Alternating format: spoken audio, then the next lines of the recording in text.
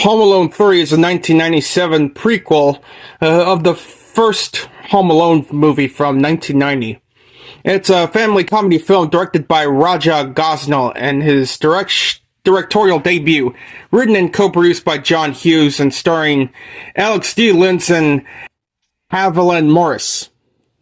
Oh yeah, it's also a sequel to Home Alone 2, Lost in New York from 1992.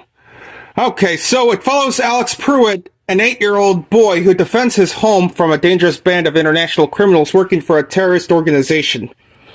Okay, so anyway, my fellow peeps, let's just get on with it to see whether I am joking or just bullshitting when it comes to some shitty Christmas movies like that.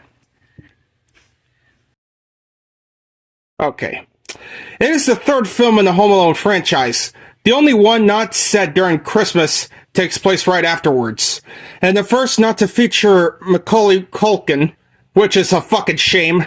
Director Chris Columbus or composer John Williams, which is an instant letdown if you think about those two Home Alone films.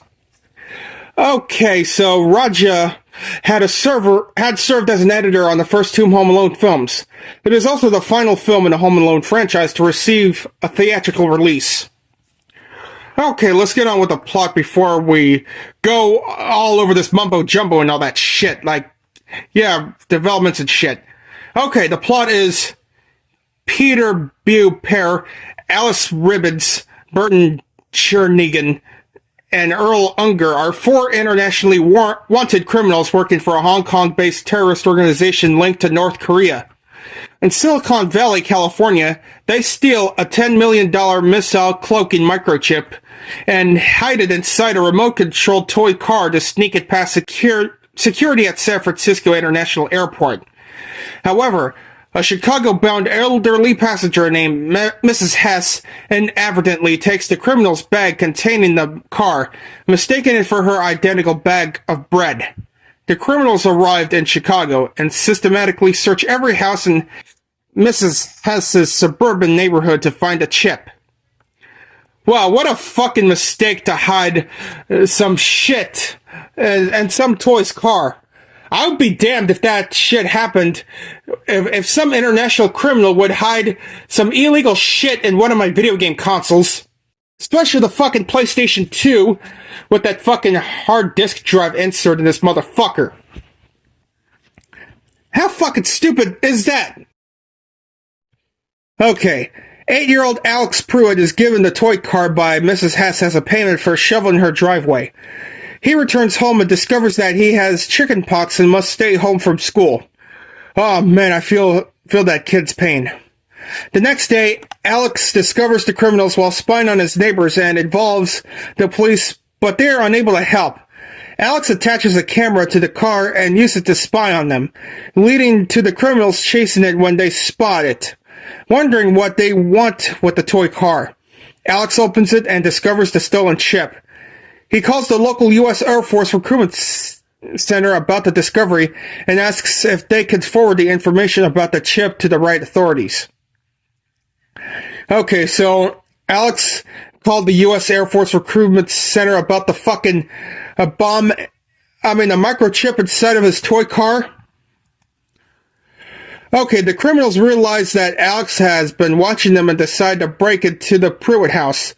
Alex rigs the house with handmade traps, with help from his pet rat Doris and his brother Stan's loudmouthed parrot. The criminals break in and suffer various injuries from the traps, while the quartet pursues Alex around the house. He flees and rescues Mrs. Hess, who has been duct taped to a chair in her garage by ribbons. Bew-Pair ambushes Alex, but the latter uses a bubble gun resembling a Glock to scare him off. Oh, holy shit. You better run, motherfuckers. Because you don't fuck with that kid. FBI agents and the police later arrived and arrest Ribbons, Jernigan, and Unger, having received a tip from the recruitment center. However, Bew-Pair hides a makeshift snow fort in the backyard. Stan's parrot discovers him, threatens to light fireworks, which are lined around the inside. Bew-Pair offers a cracker in exchange for silence, but the parrot demands two. Okay, so what the fuck to do? Okay, since Peter has only one, the parrot lights the fireworks, alerting the authorities to his fucking location. Uh-oh, should've bring more than 2 pieces, Peter. You're fucking dead meat, huh? Okay, that evening, the Pruitts, Mrs. Hess, and the authorities hold a celebration for Alex as the Pruitt house is being repaired. With Alex's father, Jack, returning home from a business trip, at the police department, the criminals are shown to have contracted Alex's chickenpox during their mugshots. Okay, so it sure is a decent ending, right, peeps? Alright, peeps, let's go over the fucking production. Home Alone 3 was pitched at the same time as Home Alone 2, and both films were meant to be produced simultaneously. However, those plans fell through. The idea for a third Home Alone movie was revived in the mid-1990s. Early drafts called for Macaulay Culkin to reprise the role of Kevin McAllister as a teen. However, by 1994, Macaulay had taken a hiatus from acting. As a result, the idea was reworked, centering on a new cast of characters. It was filmed in Chicago and Evanston, Illinois, with the airport scenes at the beginning of the film shot at 2 different concourses at O'Hare International Airport. Principal photography began on December 2nd, 1996, and filming concluded on March 22nd, 1997. Fox Family Films was the division of 20th Century Fox responsible for the production of the film. Okay then. Okay, the critical response is that on Rotten Tomatoes, Home Alone 3 holds an approval rating of 35% based on 26 reviews, with an average rating of 4.6 out of 10.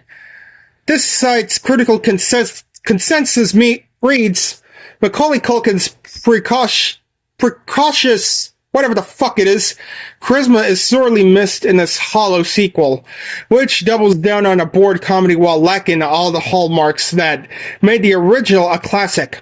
Audiences polled by CinemaScore gave the film an average grade of B on an A to F scale.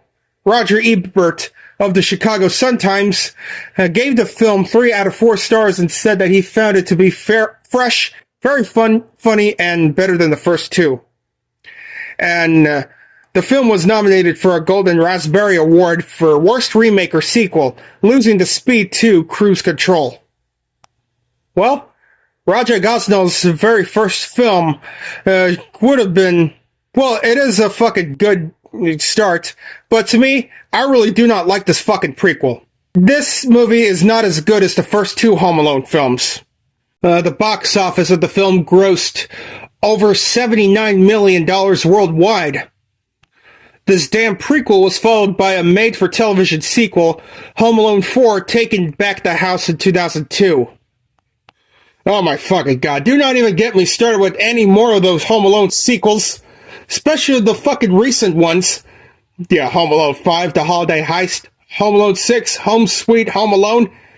Oh fuck. Don't even get me started with those goddamn games, especially the 2006 one for the PlayStation 2.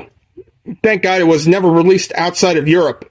Well, it's a fucking piss-poor excuse of a prequel to left Macaulay Culkin behind, Chris Columbus not directing it, John Williams did not compose the fucking soundtrack.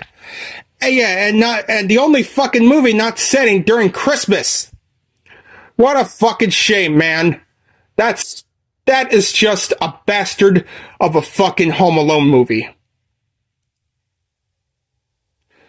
So in conclusion, my fellow peeps, I do not know whether or not you find this movie interesting, just like the first 2 Home Alone films. But in my opinion, it's just a fucking swing and a miss.